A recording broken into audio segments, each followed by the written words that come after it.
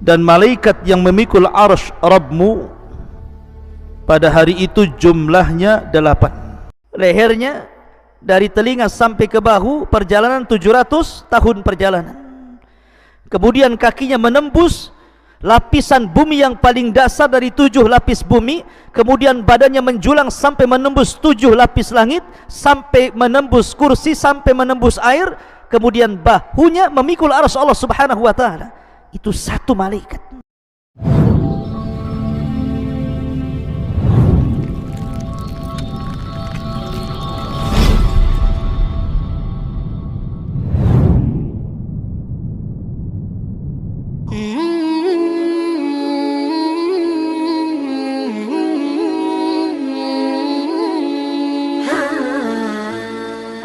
Assalamualaikum warahmatullahi wabarakatuh. Sahabat Purpose TV yang dirahmati Allah, pertama-tama marilah kita panjatkan puja dan puji syukur kehadirat Allah Subhanahu wa taala, yang mana Allah telah memberikan nikmat sehat, nikmat iman kepada kita. Shalawat serta salam kita curahkan kepada junjungan Nabi besar Muhammad SAW, kita selaku umatnya dan mengikuti sunnah-sunnahnya. Semoga mendapat syafaat di hari kiamat nanti. Pada kesempatan kali ini, kita semua akan mendengarkan ceramah dari Ustadz Abu Humairoh yang berkisah tentang arsy atau kursi Allah. Assalamualaikum warahmatullahi wabarakatuh. Pembahasan di malam hari ini kita akan membahas menguak rahasia makhluk terbesar yang pernah Allah Subhanahu wa taala ciptakan di alam semesta ini. Apa itu? Arsyur Rahman, arsy Allah Subhanahu wa taala. Ma'asyiral muslimin yang dimuliakan Allah Subhanahu wa taala, bicara tentang arsy, maka arsy banyak disebutkan di dalam Al-Quranul Karim dan hadis-hadis Nabi SAW tentang sifat-sifatnya. Sebut saja beberapa ayat dalam Al-Quran, contohnya surah Ghafir ayat 7, Allah katakan alladzina yahmilunal arsya wa man hawlahu yusabbihuna bihamdi rabbihim wa yu'minuna bi wa yastaghfiruna lilladzina amanu. Malaikat-malaikat yang memikul arsy dan juga malaikat-malaikat yang ada di sekitar arsy, mereka bertasbih dengan memuji Rabb mereka, dan mereka beriman dengan Allah dan memintakan ampun akan dosa orang-orang yang beriman. Di sini Allah Subhanahu wa taala menyebut kata-kata al-arsy. Kemudian juga ayat yang lain dalam surah Al-Haqqah ayat 17, Allah katakan wa yahmilu arsya rabbika fawqahum yawma idzin thamaniyah. Dan malaikat yang memikul arsy Rabbmu pada hari itu jumlahnya 8. Ada yang mengatakan 8 malaikat yang memikul arsy, ada yang mengatakan 8 saf dari kalangan malaikat yang jumlahnya tidak ada yang tahu kecuali Allah, saking banyaknya. Wa ma ya'lamu junuda rabbika illa hu, dan tidak ada tahu jumlah berapa tentara Allah dari kalangan malaikat kecuali Allah saja yang tahu. Ma'asyiral muslimin yang dimuliakan Allah Subhanahu wa taala. Kemudian juga hadis Nabi sallallahu alaihi wasallam. Nabi sallallahu alaihi wasallam bersabda ketika bicara tentang keistimewaan zikir kepada Allah Subhanahu wa taala, subhanallah wa bihamdihi adada khalqihi wa ridha nafsihi wa zinata arsyih wa midada kalimati. Jadi suatu ketika Nabi SAW pernah di masjid, sampai waktu duha. Kemudian Nabi SAW terus menerus seperti itu duduk di masjid sampai akhirnya datanglah sahabat Nabi SAW kemudian bertanya soal kenapa Nabi SAW duduk seperti itu dari subuh sampai waktu duha. Maka Nabi SAW menjelaskan tentang bahwa dia senantiasa membaca 4 kalimat ini. Salah satunya adalah waridha nafsihi wa zinata arsyih, dan beratnya arsy Allah Subhanahu wa ta'ala. Artinya bahwa kalimat arsy itu disebutkan di dalam Al-Quran dan juga disebutkan dalam hadis Nabi SAW. Adapun di antara sifat-sifatnya, maka Allah Subhanahu wa ta'ala menyebutkan di antara sifat-sifat arsy itu yang pertama bahwa arsy Allah Subhanahu wa ta'ala disifati dengan Al-Majid, Dzul Arsy Al-Majid. Majid itu artinya yang maha luas lagi maha besar, Mutawassi Al-Azim. Jadi makhluk yang sangat luas sekali dan besar sekali. Makanya dalam ayat yang lain juga Allah Subhanahu wa ta'ala mengatakan Dzul Arsyil Azim, pemilik arsy yang sangat agung, yang sangat besar. Ya, wajar karena arsy Allah Subhanahu wa ta'ala adalah makhluk yang paling besar yang Allah ciptakan di alam semesta ini. Anda bisa bayangkan sebuah hadis Nabi SAW. Hadis ini dari Abdullah ibn Mas'ud radhiyallahu anhu. Dia mengatakan bainas sama'id dunya wallati taliha 500 amin. Jarak antara langit satu ke langit berikutnya itu sejauh 500 tahun perjalanan. Wa baina kulli sama'in was sama'i 500 amin. Dan jarak antara langit ke langit berikutnya juga 500 tahun perjalanan. Wa bainas sama'is sabi'ati wal kursi 500 amin. Bahkan jarak antara langit ke-7 ke kursi Allah itu juga 500 tahun perjalanan. Ma'asyiral muslimin yang dimuliakan Allah Subhanahu wa ta'ala, Ibnu Mas'ud mengatakan wa baina kursi wal ma 500 amin. Dan jarak dari kursi ke air yang ada di atas langit itu juga 500 tahun perjalanan. Wal arsyu fauqal ma, dan arsy itu di bawah air, dan arsy itu di atas air. Wallahu fauqal arsy, dan Allah di atas arsy. La yakhfa alaihi syai'un min a'malikum, Allah tidak mungkin tersembunyi sedikit pun dari amal-amal kalian.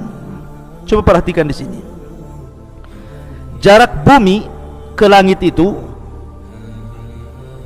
kata Abdullah bin Mas'ud radhiyallahu anhu, itu perjalanan 500 tahun.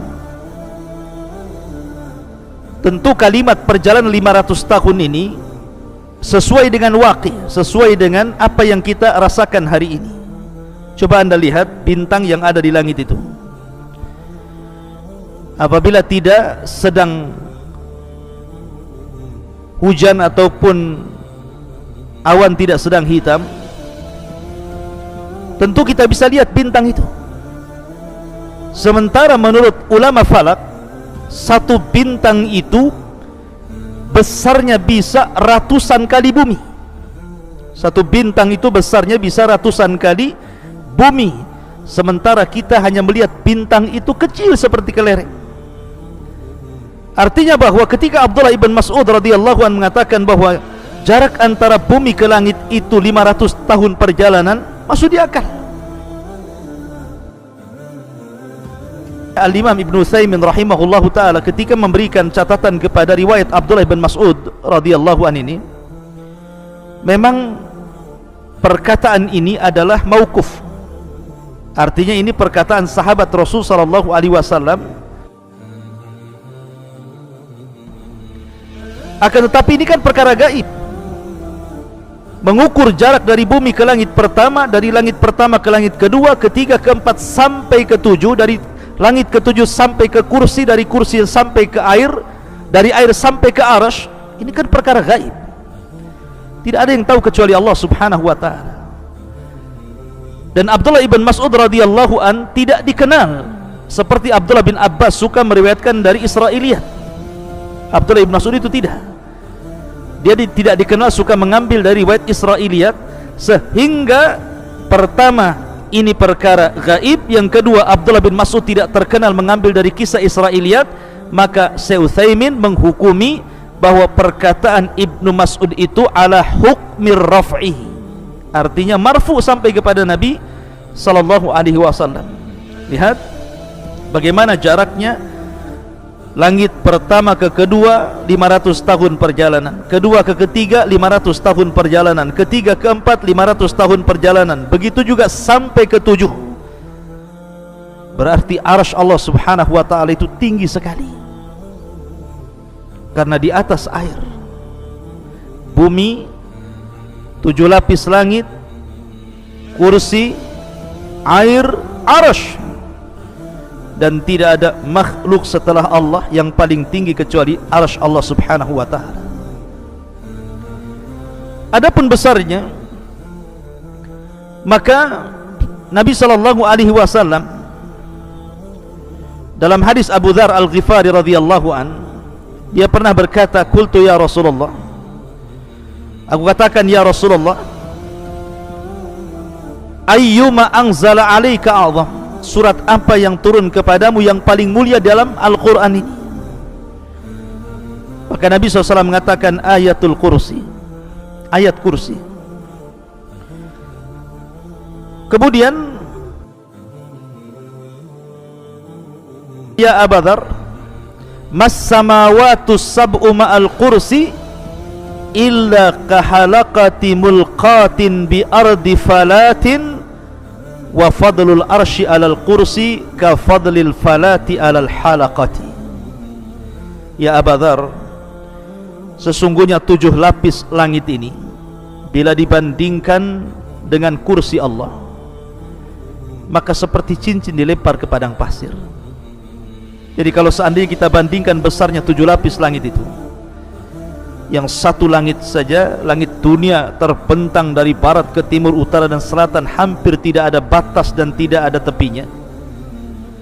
Lah besarnya langit pertama digabungkan dengan langit kedua, digabungkan dengan langit ketiga, keempat, kelima, keenam sampai ketujuh, kemudian dibandingkan dengan besarnya kursi,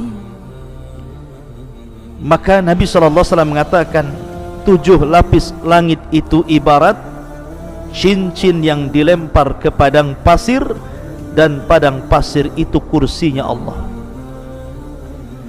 Kemudian Nabi SAW mengatakan wa fadlul arsy alal kursi, adapun keutamaan arsy dibandingkan kursi, ka fadlil falati alal halaqah, seperti keutamaan al-falat di atas cincin halaqah tadi.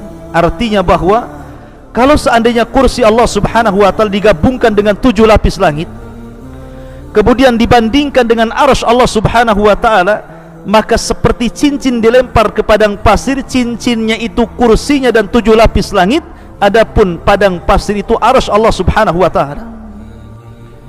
Dan itu satu makhluk. Bagaimana dengan yang menciptakannya? Allahu Akbar, Allah lebih besar dibandingkan seluruh makhluknya. Ma'asyiral muslimin yang dimuliakan Allah Subhanahu wa ta'ala, di mana Allah Subhanahu wa ta'ala berfirman tentang masalah para malaikat pemikul arsy ini, wa yahmiluna arsya rabbika fawqahum yauma idzin thamaniyah, dan malaikat yang memikul arsy Rabbmu pada hari itu di atas, wa yahmiluna arsya rabbika, dan malaikat yang memikul arsy Rabbnya jumlahnya samaniyah. Saya katakan di awal bahwa kalimat samaniyah, kalimat 8 ini, ada yang mengartikan maksud 8 di sini artinya 8 malaikat. Tapi ada juga yang mengatakan yang dimaksud 8 di sini adalah 8 saf. Jadi malaikat itu bersaf-saf ketika memikul arsy Allah Subhanahu wa taala, sehingga jumlahnya 8 saf. Dan satu saf itu tidak diketahui berapa jumlah malaikat yang memikul arsy Allah Subhanahu wa taala. Nabi SAW pernah bersabda dalam hadis Jabir bin Abdullah radhiyallahu anhu, "Adzina li an uhadditsa an malakin min malaikatillah min hamalatil arsy." Telah diizinkan kepadaku oleh Allah Subhanahu wa taala agar aku menceritakan tentang satu malaikat dari sekian malaikat-malaikat Allah, dari malaikat-malaikat pemikul arsy. Perhatikan di sini, Nabi SAW ingin menceritakan berapa besarnya malaikat dari sekian para malaikat yang memikul arsy Allah Subhanahu wa taala. Kata Nabi SAW, "Innama baina sakhmati udhunihi ila atikihi masirata sab'umi'ati amin." Jarak antara daun telinga malaikat pembawa arsy ini sampai ke pundaknya itu sama dengan 700 tahun perjalanan. Dari daun telinga sampai bahunya di sini. Panjangnya lehernya malaikat pemikul arsy itu sejauh 700 tahun perjalanan. Subhanallah, ini baru mensifati lehernya saja. Kemudian dijelaskan juga, ini baru menjelaskan lehernya. Kata Nabi SAW, dan tingginya malaikat ini, malaikat pemikul arsy ini, kakinya, rijlahu, qad maraqat rijlahul arda sabi'ata wal arsyu ala mankibihi wa huwa yaqul subhanak aina kuntu wa aina takun. Di mana kedua kaki malaikat pemikul arsy ini nembus sampai ke lapisan langit yang paling dasar. Bayangkan, kedua kaki malaikat pemikul arsy ini menembus sampai ke dasar yang paling dalam dari lapisan-lapisan bumi. Kemudian badannya menjulang menembus lapisan-lapisan 7 langit yang ada di langit, sampai melintasi kursi, sampai melintasi air, sampai kemudian pundaknya baru memikul arsy Allah Subhanahu wa taala. Seraya berkata, subhanak aina kunt wa aina takun. Lihat bagaimana besarnya malaikat pemikul arsy ini. Satu malaikat saja, lehernya dari telinga sampai ke bahu perjalanan 700 tahun perjalanan. Kemudian kakinya menembus lapisan bumi yang paling dasar dari 7 lapis bumi. Kemudian badannya menjulang sampai menembus 7 lapis langit, sampai menembus kursi, sampai menembus air. Kemudian bahunya memikul arsy Allah Subhanahu wa taala. Itu satu malaikat. Kalau yang mentafsirkan bahwa yang dimaksud dalam Al-Quran, wa yahmilu arsya rabbika fawqahum yawma idzin thamaniya, dan yang memikul arsy Rabbmu fawqahum yawma idzin thamaniya, di atas mereka pada hari itu thamaniya, 8 sab-sab malaikat yang tidak ada yang tahu jumlah mereka kecuali Allah. Berarti jumlah malaikat yang sebesar itu ramai sekali, tidak tahu jumlahnya kecuali Allah. Semua bahu mereka memikul arsy Allah Subhanahu wa taala. Betapa besarnya arsy Allah Subhanahu wa taala dipikul oleh malaikat yang tidak tahu jumlahnya, sementara badan mereka sudah saya sifati sebagaimana sabda Nabi SAW, seperti itu besarnya para pemikul arsy Allah Subhanahu wa taala. Dan kalau yang dimaksud thamaniyah 8 pemikul arsy, 8 malaikat pemikul arsy, maka 8 malaikat pemikul arsy sebesar yang tadi sifatkan Nabi SAW. Subhanallah. La haula wala quwata illa billah. Allahu akbar. Ma'asyiral muslimin yang dimuliakan Allah subhanahu wa ta'ala, dan arsy Allah subhanahu wa ta'ala itu memiliki tiang-tiang. Makanya dalam sebuah hadis Nabi SAW mengatakan, yus'akun nas yaumal qiyamah fa'akunu awal man yafiq fa'idha bi Musa akhadha biqaimati min qawami'il arsy. Pada hari kiamat manusia akan dipingsankan, maka aku orang yang pertama kali siuman, maka aku melihat Musa sedang memegang satu di antara tiang-tiang arsy Allah subhanahu wa ta'ala. Artinya arsy itu punya tiang. Kemudian juga arsy adalah atapnya sorga. Jadi sorga itu di bawah arsy, dan arsy itu adalah atapnya sorga Firdausil A'la, sebagaimana sabda Nabi SAW, idza sa'altumullaha fas'alul Firdausil A'la fa innahu a'lal jannah wa fawqahu arsyur rahman. Apabila kalian hendak meminta sorga, mintalah sorga Firdaus, sorga yang paling tinggi, karena atapnya sorga ini adalah arsy Allah subhanahu wa ta'ala. Dan setiap hari matahari selalu datang menemui Allah subhanahu wa ta'ala dan sujud di bawah arsy Allah subhanahu wa ta'ala. Dalam sebuah hadis yang dikeluarkan Bukhari dan Muslim, ketika para sahabat melihat dan juga Nabi SAW, matahari hendak tenggelam, matahari itu hampir tenggelam ke arah barat, maka Rasul mengatakan, ya Abadar, atadri aina taghrub? Abadar, kamu tahu enggak matahari itu kemana perginya ketika dia tenggelam? Maka Abu Dzar mengatakan, Allah wa Rasuluhu alam, Allah dan Rasul yang tahu. Maka Rasul mengatakan, mustaqarruha tahtal arsy, dia kembali menghadap Allah di bawah arsy-Nya. Fa innaha tadhhabu hatta tasjuda tahtal arsy. Matahari itu ketika tenggelam dia berupaya pergi menghadap Allah, kemudian sujud kepada Allah di bawah arsy Allah subhanahu wa ta'ala. Imam Nasai menambahkan, tasta'dhinu fayu'dhanu laha wa yushiku an tasta'dhina fala yu'dhana laha.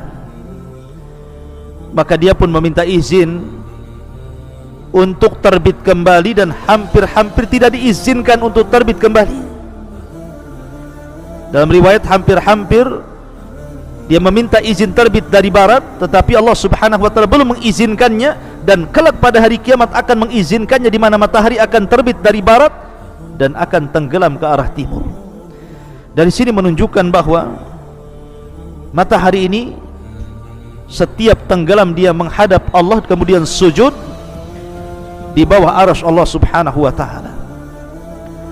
Ma'asyiral muslimin yang dimuliakan Allah subhanahu wa ta'ala, ada perselisihan para ulama, apakah arsy ini makhluk yang pertama kali dicipta Allah ataukah yang lainnya. Ada yang mengatakan bahwa makhluk yang pertama kali diciptakan Allah adalah arsy, dan itu berdasarkan hadis Abdullah ibn Amr, kataballahu maqadira al-khalaiq qabla an yakhluqas samawati wal ard bi 50,000 sanatin qala wa arshuhu 'alal ma.